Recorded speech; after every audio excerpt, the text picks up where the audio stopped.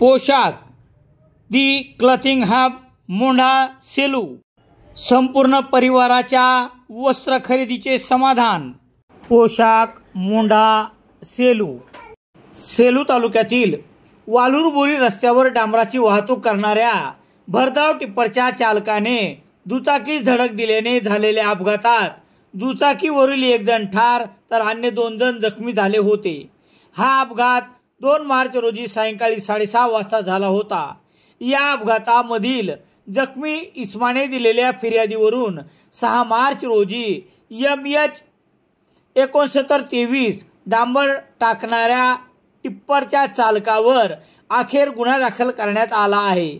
याबाबत पोलिसांनी दिलेली माहिती याप्रमाणे: सुभाष राणोजी बानमारे व 31 वर्षे राहणार रमाबाई नगर परभणी आपल्या दुचाकी क्रमांक MH 22 BA 7841 वरून लग्नाच्या पत्रिका देण्यासाठी बोरी वालूर मार्गे बोरगाव जहांगीर येथे जात असताना त्यांच्या दुचाकीला बोरी वालूर रस्त्यावर डांबराचे काम सुरू असलेल्या रस्त्यावरील डांबराची वाहतूक करणाऱ्या भरधाव टिप्परने धडक दिली। यामध्ये अभिमन्यू भीमराव जाधव वय 38 वर्ष राहणार विकासनगर गंगाखेड रोड परभणी यांचे जागीच निधन झाले। यामध्ये जखमी झालेल्या सुभाष राणोजी बानमारे, मनोज नागोराव जाधव हे दोघे जण गंभीर जखमी झाले होते।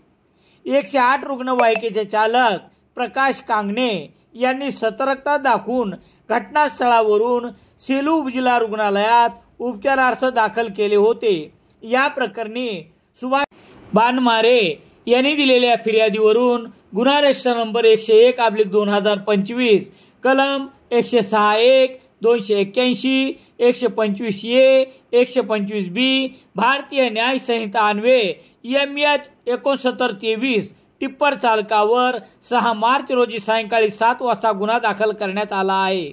पोलीस निरीक्षक दीपक बोरसे यांच्या मार्गदर्शनाखाली पोलीस उपनिरीक्षक गणेश पवार पुढील तपास करत आहेत। Mauli aqua star complex bus stand Selu नामांकित कंपनीचे RO वॉटर प्युरिफायर व RO प्लांट विक्री व दुरुस्तीसाठी भेटा। Hanuman Kadam, Rameshwar Kadam, Mauli aqua star complex bus stand Selu.